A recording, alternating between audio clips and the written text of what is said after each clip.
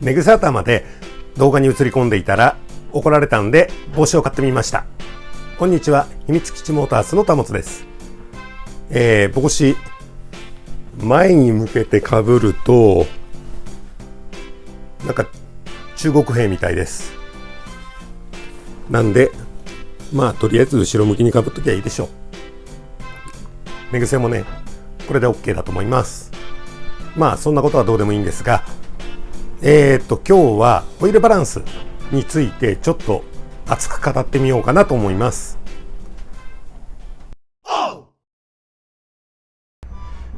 BMW 用の夏用に使おうと思って、18インチ中古ですが買いました。ガリ傷も結構あります。こちらも中古で2154018。本当はね7本スポークか5本スポークのタイプが欲しかったんですが、みんな高いです。なんで10本スポークのタイプで妥協しました。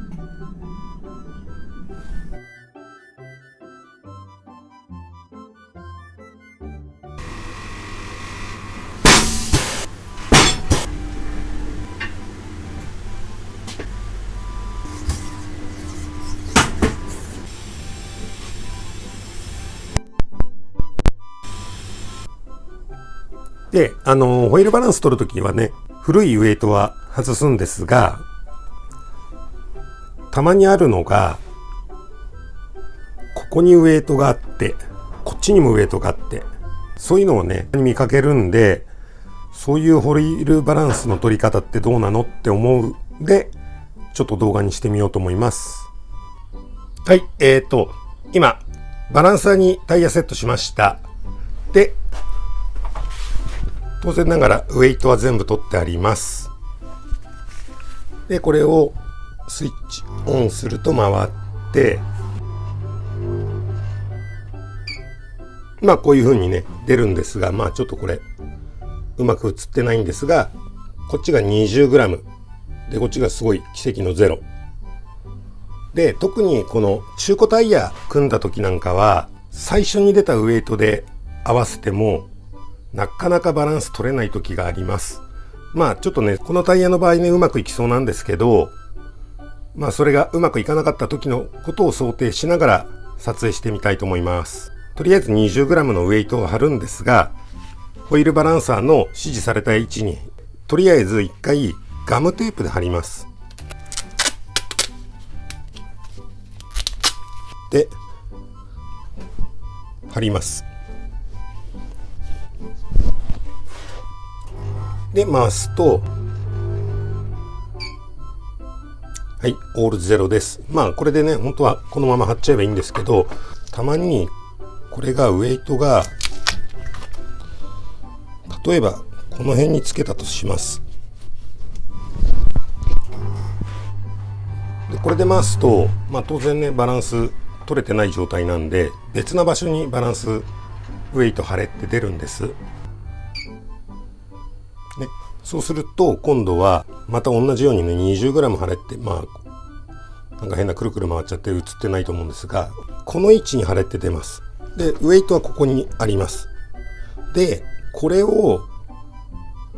またここに 20g 貼れば当然これでバランスは取れるんですけど、でこういうウェイトの貼り方してるタイヤたまに見かけるんで、もしこういう風な貼り方してたらそのタイヤ屋さんは手を抜いてるのかもともと知らないのかどっちかです。実際ね中古タイヤだと本当にバランス取りづらいです。なんですけど例えばねここにもう一個出て、で実際はもうここにウェイト貼ってあります。でここにまた貼っちゃったら意味ないんですよね。なんでこれどうするかって言ったら、ここにウェイト出てこっちにねまたウェイトがあるんだったら、こっちにも重り貼れってことなんで、このベースになったウェイトを若干ずらしてあげます。こっちにウェイト貼ってあってさらにこっちに貼れっていうことは、こっち側が軽い検出になってるんで、ウェイトは貼ってあった位置よりもこっちに少しずらしてやることによってバランスが取れます。なんでこれでまた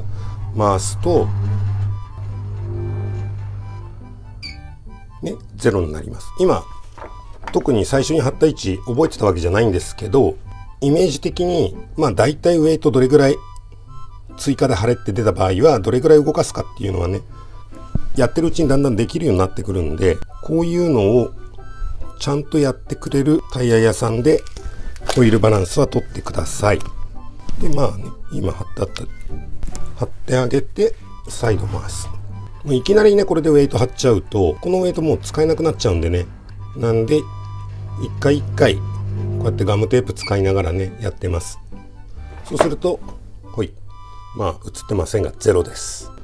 今回はねこれもともとバランス取れてるタイヤだったんで問題はないんですが、バランス取りづらい状況の時、特にね歪んでたりとか中古タイヤの状態悪かったりすると本当バランスって取りづらいんで、なかなかね難しいっていうのはあるんですけど、ただウェイトはできるだけ1箇所に貼れるようなね、インとアウトでね2箇所になるのはいいんですけど、できる限りねこの片側に対してここにも貼ってあってこっちにも貼ってあってっていうのはプロの仕事としてはダメです。自分別にプロじゃないんですけど、ちょっとタイヤ屋でバイトしてたことがあって、これは講習で受けた内容です。こういう風にバランスって取ってくださいっていう風にね、そういう講習受けたことがあったんで、ちょっとねそれずっと気になってていつも動画にしたいなと思ってたんですけど、今回いいタイミングだったんで撮ってみました。以上です。